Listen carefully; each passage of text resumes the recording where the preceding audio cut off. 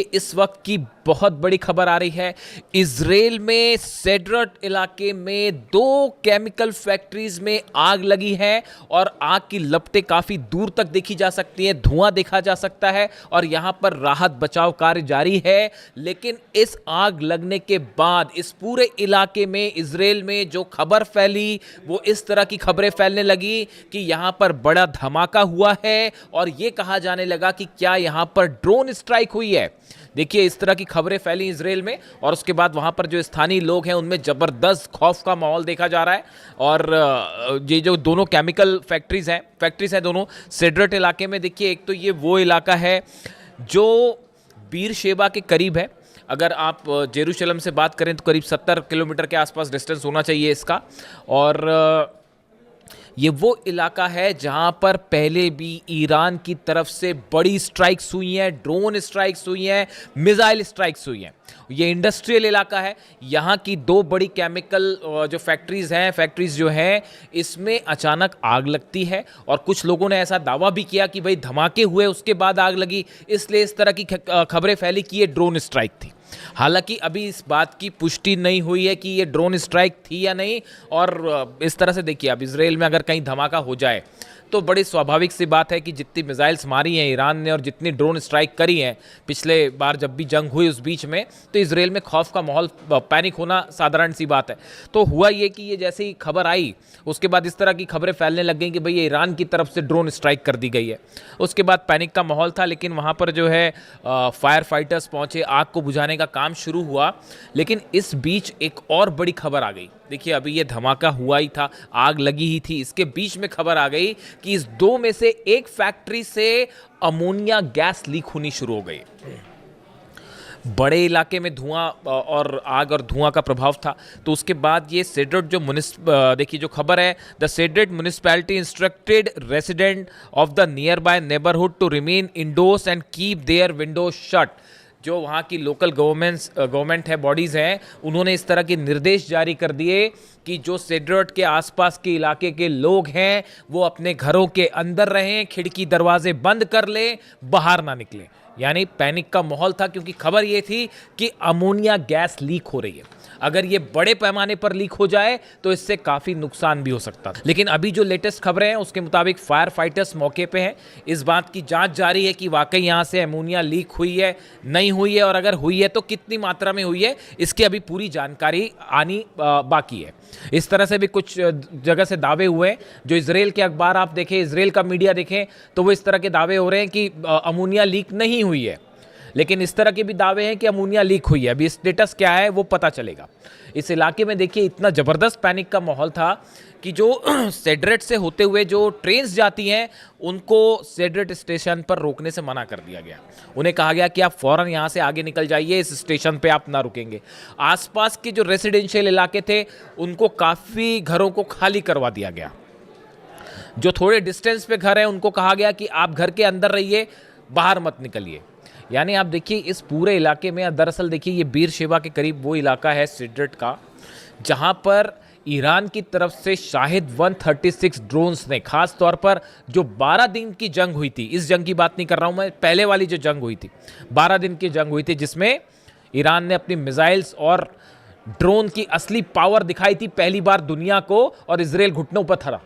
और ये हालात थे कि धमाधम मिसाइल्स गिर रही थी और बिल्डिंग्स गिर रहे थे इजराइल में। और उसके बाद जो है वो पहली बार ताकत देखी थी दुनिया ने कि ईरान की मिसाइल्स और ड्रोन की क्या ताकत होती है।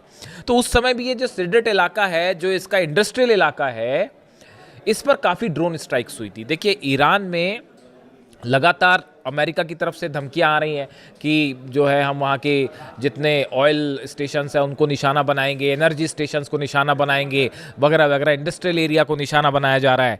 इन हालात में नेतन्याहू जब डोनाल्ड ट्रंप से मिलने वाले हैं उसके ठीक पहले इजराइल के एक इंडस्ट्रियल कॉम्प्लेक्स में आग लग जाती है, तेजी से फैल जाती है और इस तरह से धमाके और ड्रोन स्ट्राइक की खबरें फैलने लगती है। इसके बाद सबको यही लगा एक बार कि ये ईरान की तरफ से, जैसा कि ईरान ने पहले ही कह रखा है कि अगर हमारे पर हमले जारी रहे या अगर हमें ज़रूरत महसूस हुई प्रीएम्प्टिव स्ट्राइक की तो हम पहले स्ट्राइक कर देंगे। इस तरह की बातें भी ईरान की तरफ से कही गई। तो ऑलरेडी पैनिक फैलना लाजमी था। तो उसके बाद हालात ये है कि अब वहाँ पर जो है काफ़ी सारी जो है फायर ब्रिगेड की गाड़ियाँ हैं और वो आग वाग बुझाने के काम में लगी हुई है। अभी किसी तरह की ड्रोन स्ट्राइक की कोई कन्फर्मेशन नहीं आई है। अगर कन्फर्मेशन आती है तो हम आपको बताएंगे, लेकिन फिलहाल इस पूरी घटना से अच्छा खासा पैनिक जो है वो इजराइल में देखने को मिल रहा है। अब देखिए, इसी बीच एक और बड़ी खबर है, मैं अगले वीडियो में इसकी चर्चा करूंगा आपसे, कि इराक में जो स्ट्राइक्स की गई हैं खासतौर पर इरबिल में ईरान की तरफ से, वहाँ इराक में अभी भी हमले जारी हैं, वहाँ पे अभी भी जो है वो दुश्मनों के खिलाफ ईरान की कार्रवाई जारी है। उसमें इजराइल के कुछ सीक्रेट अड्डों को निशाना बनाया गया है। इस पर अभी डिटेल्स ज़रा आ जाए आपसे शेयर करेंगे।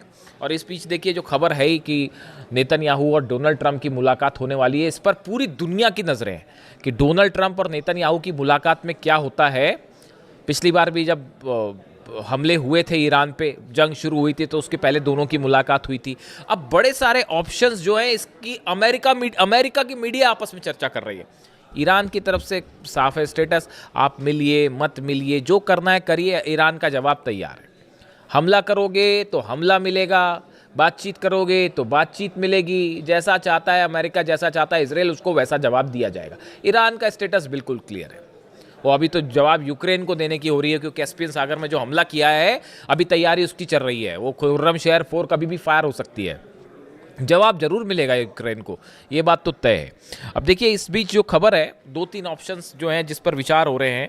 पहला ये कहा जा रहा है कि डोनाल्ड ट्रंप और नेतन्याहू की मुलाकात के बाद ये प्लान तैयार हो सकता है कि अब हॉर्मूज में एक्शन की जिम्मेदारी नेतन्याहू की। कई सोर्सेज ऐसा दावा कर रहे हैं कि अब हॉर्मूज में अभी तक अमेरिका ने अपने 18 जहाज लेके वो खड़े रहे, कुछ कर नहीं पाए। हॉर्मूज अभी भी पूरी तरह से ईरान के कंट्रोल में, परिंदा भी पर नहीं मार सकता वहाँ ईरान की इच्छा के बिना। तो अब ऐसे में बताया जा रहा है कि हो सकता है कि नेतन्याहू को हॉर्मूज का कंट्रोल दे दिया जाए, कि वह जिम्मा दे दिया जाए कि भैया अब यहाँ पे ईरान से आप लड़ो, हम नहीं लड़ सकते। तो एक ऑप्शन ये है कि इजराइल की एंट्री हॉर्मूज में होने जा रही है, वहाँ पर ईरान उसके लिए तैयार बैठा हुआ, कह रहा है आप आइए, हम बताते हैं, हमारी अबू मेहदी रेडी है, तो वो अलग तैयार है। दूसरा ऑप्शन ये बताया जा रहा है कि अब अमेरिका में मिड टर्म पोल्स होने हैं। अब यहाँ बड़ी समस्या ये है, जॉर्डन में बेस तबाह हो गए, सोल्जर्स मारे गए, कुवैत में पेट्रियट तबाह हो गया, बहरीन में पेट्रियट थर्ड सिस्टम तबाह हो गए, तो भयंकर नुकसान हो गया। अब सैटेलाइट इमेजेस सामने आने लग गई हैं, और जो रिपब्लिकन सांसद हैं डोनाल्ड ट्रंप की पार्टी के, वही सवाल उठाने लगे हैं डोनाल्ड ट्रंप पर, कह रहे हैं कि भाई आपने हासिल क्या किया, आपने ईरान जाके ऑपरेशन किया, आपने हासिल क्या किया। आप कह रहे थे रिजीम चेंज होगी, वो भी नहीं हो पाई। आप कह रहे थे कि यूरेनियम पर कौम कब्जा कर लेंगे, वो भी नहीं हो पाया। तो फिर आप कर क्या पाए वहां जाके?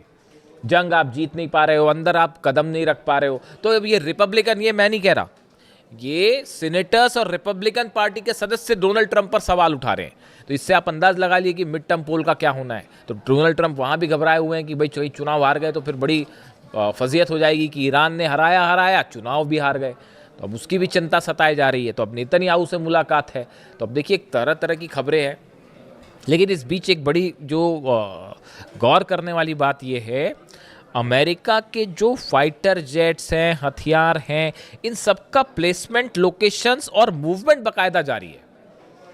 मतलब वो कहने की बात वही है कि डोनाल्ड ट्रंप ने जैसे ये कहा कि साहब अभी हम फिलहाल मैं ईरान पर हमला नहीं करूंगा, जैसे ही डोनाल्ड ट्रंप का ये विचार सामने आया, उनकी ये बात सामने आई कि डोनाल्ड ट्रंप ये कह रहे हैं कि अभी फिलहाल जो है ऑपरेशन सस्पेंड है, मैं ईरान पे हमला नहीं करूंगा, वैसे ही ईरान ने जो है वो हमले की दुगनी तैयारी शुरू कर दी कि अब जरूर हमला होगा। जब भी डोनाल्ड ट्रंप बोलते हैं तो वो अपनी बात से पलट जाते हैं। मतलब उनको हमला करना होगा तो बोलेंगे जी मैं नहीं कर रहा, और हमला हो जाएगा। ईरान तैयार है उसके लिए। यानी डोनाल्ड ट्रंप का ये कहना कि मैं हमला नहीं करूंगा, उस तो ईरान और अलर्ट हो गया है। उसने अपनी और जो है मिसाइल तैनात कर दिए हैं। और वो जो है ईरान की सेना के जो प्रवक्ता हैं उनकी तरफ से बयान आ गया कि उन्होंने अपनी लोकेशंस गिना दी है कि भाई सऊदी में ये लोकेशन है, यूएई में ये लोकेशन है, कतर में ये लोकेशन है, और अगर हमला होगा सब पर एक साथ मिसाइल मारी जाएगी। तो उन्होंने अपनी एक अलग लिस्ट जारी कर दी है। और इजराइल अलग निशाने पर आ गया है। कल ही ईरान की तरफ से बयान आया था कि अगर जो अब हमला होगा तो कुछ हो ना हो, इजराइल पर तो हम जरूर हमला करेंगे। अगर अब हम पे हमला होता है, ईरान का स्टैंड साफ है, अगर ईरान पर कोई भी हमला होता है, कहीं भी हमला होता है, तो हम इजराइल पर जरूर हमला करेंगे। खासतौर पर अगर पिकेक्स माउंटेन पर हमला हुआ तो इजराइल निशाना बनेगा। अब इस बीच लग गई आग। अब सेड्रेट में इस समय आग लग गई और फिर खबर इस तरह से फैल गई कि धमाका भी हुआ था और ड्रोन स्ट्राइक तो नहीं, तो वो उसको इस तरह से लेने लगे। हालांकि अभी ऐसी खबरें नहीं है, लेकिन चूंकि आग लगी, पैनिक की बात थी और अमोनिया फैलने वाली बात थी, इसलिए आप तक पहुंचाना ज़रूरी था। इसके अलावा अब देखिए, एक तो ऑप्शन ये हो गया, अब एक और नया जो है वो सोर्सेस से नई हलचल और शुरू हो गई है कि डोनाल्ड ट्रंप को उनके कुछ एडवाइजर्स ये बता रहे हैं कि भाई देखिए देखिए असल में हुआ ये जो इनसाइड स्टोरी है, एक बैठक हुई, मैं इसका जिक्र पहले भी कर चुका हूँ, आपको बताता हूँ मैं। अमेरिका में एक बैठक होती है, उस बैठक में जनरल डेनकेन शामिल थे, चीफ जॉइंट ऑफ स्टाफ, वो शामिल थे, हेस्गेट शामिल थे, डोनाल्ड ट्रंप और तमाम एडवाइजर्स इनके शामिल थे। ब्रैड कूपर जो है उनसे बात की गई, सेंटकॉम के जो चीफ हैं, जो ऑपरेशन देख रहे हैं ईरान के, तो सेंटकॉम चीफ जो है उनकी तरफ से बयान आया कि देखिए हमने ईरान के ऊपर जितनी एयर स्ट्राइक करनी थी वो कर ली, अब इससे और ज़्यादा हम जो है कोई अपना गोल हासिल नहीं कर सकते। उन्होंने सच्चाई कबूल कर ली असल में ये कि हम जितना नुकसान कर सकते थे ईरान का। एयर स्ट्राइक, देखिए हर ऑपरेशन की एक सीमा होती है, आप एयर स्ट्राइक करके किसी को हरा नहीं सकते, किसी देश को। तो अमेरिका का वो ब्रैड कूपर का कहना है ऐसा है, हमने जितनी एयर स्ट्राइक करनी थी वो कर लिया, अब हम ईरान को और एयर स्ट्राइक करके हम कुछ हासिल नहीं करेंगे। तो अब एयर स्ट्राइक करके हासिल नहीं करेंगे तो कैसे हासिल करेंगे? तो फिर उसका एक ही ऑप्शन बचता है, ग्राउंड ऑपरेशन करिए, सोल्जर्स को अंदर ले जाइए। डोनाल्ड ट्रंप ने आज वो एक और फिर डाल दिया पोस्ट, एक तो वो B-2 बॉम्बर के साथ दिखाई दे गए और फिर खार्ग आइलैंड पर हमला करते हुए एक सोशल मीडिया पे पोस्ट डाल दी। तो उसके बाद ये स्पेकुलेशंस चल पड़े कि भाई अब ग्राउंड ऑपरेशन होने वाला है, उसके लिए ईरान अलग तैयार बैठा है, एक भी कदम रखेगा सैनिक तो वो उसने अपनी प्लानिंग कर रखी है। ग्राउंड ऑपरेशन का बदला ग्राउंड ऑपरेशन, इधर से अमेरिका की सेना घुसेगी, उधर ईरान की सेना जवाब तो देगी, वो लड़ेंगे, वो तो अलग होगी मारकाट, लेकिन उसके बाद ईरान की सेना भी कहीं भी घुस सकती है साहब, ये इस बात को भी समझ लीजिए। पता चला इराक पे कब्जा कर लिया, घुस गए अंदर, कुवैत में घुस गए अंदर, कुछ भी हो सकता है। ये जो है इन्होंने अपनी अलग पॉलिसी तैयार कर रखी है ईरान ने कि वो दुश्मन से एक कदम आगे चलेगा, मतलब जो चीज़ नहीं सोची होगी वो कर लेंगे। इस तरह की खबरें थी भी पहले कि अब जो ग्राउंड ऑपरेशन बार बार जो अमेरिका करता है, ग्राउंड ऑपरेशन, इस बार ईरान की सेना ने भी ग्राउंड ऑपरेशन का प्लान तैयार कर रखा है कि कैसे घुस के मिलिट्री अड्डों पर कब्जा किया जाए अमेरिका के, इसका प्लान भी तैयार है।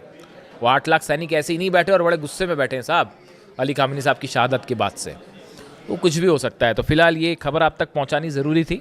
इससे जुड़ा जो भी अपडेट होगा, नेतन्याहू और ट्रंप की मुलाकात पर हमारी खास नज़र रहेगी। वॉशिंगटन से देखते हैं क्या निकल के आता है, जो भी अपडेट होगा आप तक पहुंचाएंगे। Thank you so much.